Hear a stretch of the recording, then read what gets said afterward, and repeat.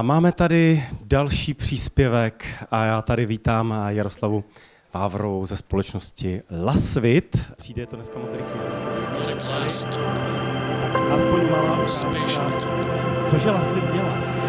Be that space professional, be it personal, be it stunning, be it subtle, awe-inspiring, mind-altering, extravagant, elegant, be it grand, be it humble. We believe space is a necessary luxury in this world, and no matter what shape or form it takes, the space should enable everyone to feel something sublime. So, as we broaden our horizons, as we challenge our assumptions, as we disrupt our industry, as we strive to bring something of lasting beauty into the world, we think about what a luxury is quite differently. Ještě jednou Jaroslava Vávrová, společnost Lasvit v krátkém videu na úvod. Ďakujem pekne.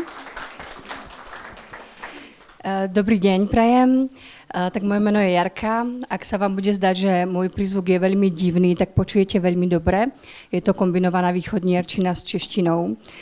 Žijem v Čechách, pôvodne som začínala vo východoslovenskej energetike, myslím, že by tu mali byť dneska aj nejakí zástupci VSE, ale už som ich nezažila. Potom som fungovala v Českej sporiteľni, vo Vodafone a teraz 7 rokom v Lasvite. A ja by som vám rada porozprávala možno zase z úplne iného prostredia o firemnom vzdelávaní, ako ho máme nastavené my v Lasvite. Chcem sa spýtať, kto z vás už niekedy zaregistroval Lasvit? Super, pár rúk tu vidím, tak to som veľmi rada. V Čechách sme veľmi známi, pretože sme česká firma s globálnym presahom, ktorá sa rozhodla vlastne povzniesť tradičné sklárstvo na novú modernú úroveň. Ja vám vlastne trošku predstavím vlastne firmu, aby ste si mohli domyslieť, aký typ HR vlastne potrebujeme robiť. To, čo máme za sebou, je už vyše 2500 rôznych inštalácií na mieru, ktoré sú zo skla, hlavne z umeleckého skla, ručne fúkaného skla. A vlastne máme ich už v 76 krajinách. Aby ste si vedeli predstaviť ten rozsah, tak je nás 350, čo nie je veľa. Veľká časť toho sú ešte vlastne výrobní ľudia v našich závodoch. Máme výrobný závod v Šangaji, v Českej Lípe máme dva výroby a máme jednu ručne fúkanú na sklo, ručne fúkané v Lindavie, čo je tiež severné Čechy, čo je práve ten sklársky región.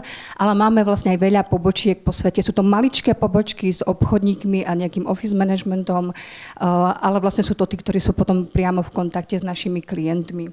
Tými našimi klientmi sú interiéroví dizajnéri, hotelové reťazce, business developeri a podobne. To znamená, je to hlavne B2B biznis, kde sa snažíme vlastne poznášať priestory pomoci sklenených umeleckých výrobkov.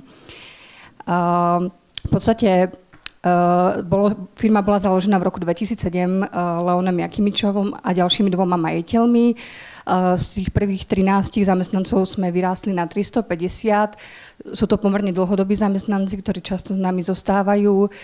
Typy pozícií, ktoré máme, tak sú obchodníci, dizajnéri, konštruktéri, R&D inžinieri, glass špecialisti a podobne.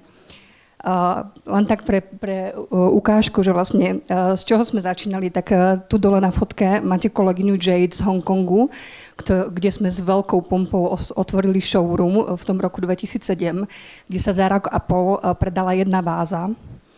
Aj to preto, že ju rozbila upratovačka. No, takže naozaj ako z absolútne intuitívneho, operatívneho proste fungovania firmy sme sa snažili vlastne postupne dostať sa ďalej, rásť a podobne. Kde sme teraz? Sme jedna z najobdivovanejších firiem Česka, čo sa týka aj employer brandu, aj vôbec firmy ako biznisu. Sme vlastne výhercami veľmi veľa rôznych dizajnových cien. Napríklad naše headquarter, ktoré sme nedávno zrekonštruovali, tak vlastne vyhralo najlepšie kancelárske priestory sveta. Rôzne naše výrobky, teraz sme vlastne sa vrátili v apríli z Milána a tam sme vyhrali hlavnú cenu za najlepšiu výstavu, takže sme napríklad porazili Google, Kia, Swarovski, luxusné značky a podobne. Tá cesta ale ako bola samozrejme boľavá, ako ste počuli. Napríklad jeden z takých ako možno fuck-upov. My sme mali krásne definované firemné hodnoty. Ono to bolo vlastne, presne to vychádzalo z toho názvu LASVIT a každé písmeno malo tie svoje hodnoty a podobne. Akorát, že si ich pamätal akorát majiteľ firmy a nikto iný. No. Takže sme to nakoniec zúžili, takže moje prvé doporučenie je, majte fakt minimum firemných hodnôt, ktoré vás fakt charakterizujú, ktoré sú tým ľuďom blízke, vychádza to z tých ľudí a je to veľmi, veľmi zapamätateľné. Čo to pre nás znamená vlastne ten biznis, ten typ biznisu? My vlastne vyrábame inštalácie vždy úplne presne na mieru tomu danému priestoru, tej potrebe toho klienta a podobne. A zároveň to musí byť veľmi kreatívne a dizajnovo vkusné. Takže my potrebujeme mať ľudí, ktorí dokážu fakt tvoriť, ktorých nemôžeme zaseknúť nejakými prílišnými nariadeniami a podobne. To pre nás znamená, že musíme fakt budovať psychologicky bezpečné prostredie pre tých šialených kreatívcov, ktorí vlastne potrebujú mať tú ten neobmedzený myšlienkový priestor. Tak. Čo to znamená vlastne pre nás, ako pre HR a pre vzdelávanie? Tým, že sme malá firma, tak potrebujeme vlastne vytvárať prostredie s minimálnymi nákladmi. Nemáme nejaké veľké budžety, ale také, kde je vlastne chuť sa učiť, kde už tí ľudia sami o sebe sa v tom každodennom dianí vlastne majú chuť učiť, ale zároveň je to veľmi relevantné pre biznis firmy, pretože stále je to vlastne rozvíjajúca sa firma a teraz sme zrovna na takom tom bode zlomu, kedy už musíme systematizovať veci, investovať vlastne do IT prostriedkov, procesov a podobne, pretože sa to už nedá na tej individuálnej úrovni pokryť. Už to musíme proste oveľa viac systematizovať. A jak na to vlastne, tak je vlastne nejaká vzdelávacia cesta, ktorou sme si taky museli prejsť. Takže chcem vám ponúknuť taký model veľmi intuitívny, kde sme vlastne museli začať samozrejme s nejakými klasickými zákonnými odbornými kurzmi. Postupne sme prešli k nejakým katalógovým kurzom, tiež sme si prešli tým, že sme poobjednávali rôzne soft skillové tréningy pre veľkú masu ľudí. Samozrejme nám to nič neprinieslo. Potom sme do toho už zapojili aj nejakých lektorov viacej, takže už to neboli úplne štandardné kurzy, ale už sme sa viac ako bavili s lektormi, aby nám poslali nejaký predprípravný dotazník a tak ďalej, takže už trošičku tam bola nejaká customizácia. Potom sme sa posunuli ďalej už k nejakým tréningom na mieru, kde sme si my už definovali tú potrebu, ktorú to má priniesť, ale stále to ešte nebolo úplne ono. A zistili sme, že nám ešte veľmi pomáha dávať veľmi dobrý kontext tej firmy, kde sa presne biznisovo nachádza, aké ciele nás tam čakajú, aké výzvy prekonávame, na čo narážame, proste fakt veľmi podrobný kontext, včetne vlastne ako charakteristiky účastníkov, dopadov a tak ďalej. Takže to bol nejaký ďalší stupeň. No a potom sme zistili, že aj tak vlastne, keď sme urobili niečo interné, tak to bolo vždy oveľa viac ako na mieru tomu, čo tí ľudia potrebujú. Takže sme sa ďalej posunuli vlastne na ďalší krok a to sú train the trainers, ktoré sme si objednali od lektorov. Takže ospravedlňujem sa vzdelávacím spoločnosťam, nie sme vďačný materiál v tom množstve, ale sme vďační vlastne v tej zaujímavosti, jak hĺbšie premýšľať nad tým, jak pripraviť tých lektorov potom, ktorí to potom preškolujú ďalej. A vlastne postupne sme sa dostali až k tomu, že väčšinu tých aktivít pokrývame sami interne. A z toho sme sa ešte posunuli ďalej. A toto je podľa mňa ako ešte nekonečná cesta pred nami, ktorú potrebujeme absolvovať. A myslím si, že vlastne, ak pôjdeme tou krajinou, tak vždy sa nám budú objavovať nové horizonty, na ktoré ešte teraz nemáme možnosť dohliadnúť. A to, čo vlastne čomu sa teraz hlavne venujeme, sú tie interné aktivity v tom každodennom fungovaní v rámci firmy, ktoré už same o sebe prinášajú ten vzdelávací efekt pre tých účastníkov a sú úplne relevantné pre tú ich práci. No. Takže nejaké smerovanie k tej učiacej organizácii, ktorá je samozrejme nejakým ideálnym konštruktom. Máme pre vás menty otázku. Chcela by som vás poprosiť, aby sme si mohli zmapovať, jak to máme všetci, určite vás to všetkých zaujíma. Tak otvorte si prosím menty, ktoré tam už máte z predchádzajúcich a skúste sa zamyslieť, kde asi sa nachádzate vy v rámci vašej firmy. Som zvedavá na ten výsledok.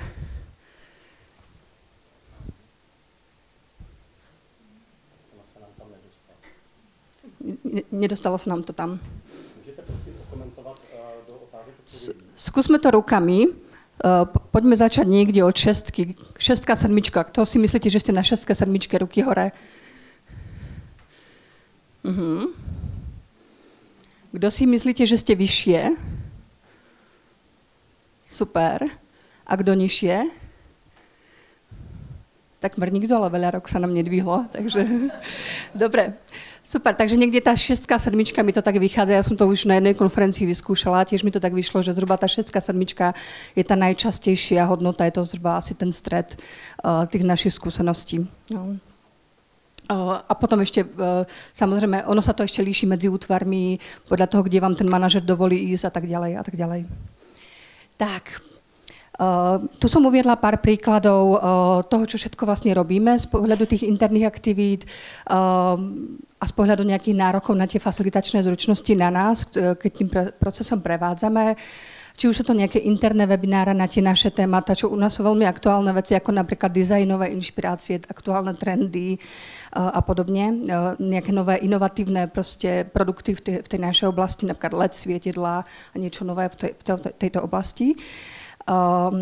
Už tu boli spomenuté newslettere, boli tu spomenuté osobnostné typológie, ktoré nám sa tiež veľmi dobre osvedčili, ale nie samé pre seba, ale ako nejaký nástroj na ceste k pochopeniu tej rôznorodosti, pretože tie profesie sú strašne odlišné a máme ľudí fakt na všetkých tých typologických vlastne ako stranách, takže nám to pomáha ako keby zbližovať a chápať sa lepšie v tej spolupráci, kde musia fakt spolupracovať. A hodne rôznych interných workshopov. Ja by som vám chcela ukázať jeden príklad konkrétny, akým spôsobom s tým pracujeme. Je to vlastne zdieľanie best practices a roleplays v rámci obchodníkov. My vlastne máme každý kvartál globálny sales meeting, 2-krát je online, 2-krát je fyzicky v Čechách a v podstate polovička toho meetingu je venovaná rozvoji. Polovička je biznisová, update, výsledky, priority na ďalšie obdobie a podobne, ale polovička je vždy rozvojová. A to, jak to robíme, je, že sa vždy pozrieme na nejaké reálne zrealizované vyjednávania, ktoré sme mali napríklad s klientmi alebo predaje.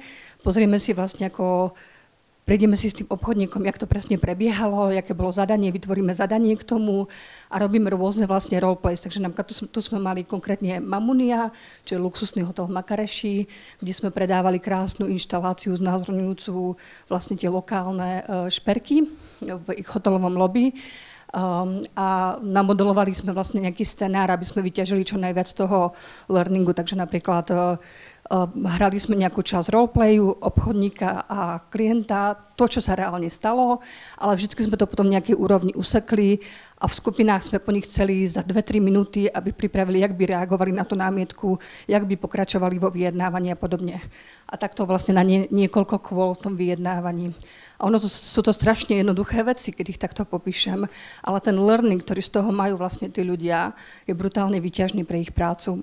Majú tým, že je tam vlastne 35 obchodníkov z celého sveta a každý má úplne iný pohľad, úplne z inej krajiny, z iného kontextu biznisového, iný človek ako kultúrne, pretože máme Číňanov, Američanov, proste fakt ako všetky možné krajiny, tak je to hrozne obohacujúce len to vyťažiť a vyždímať.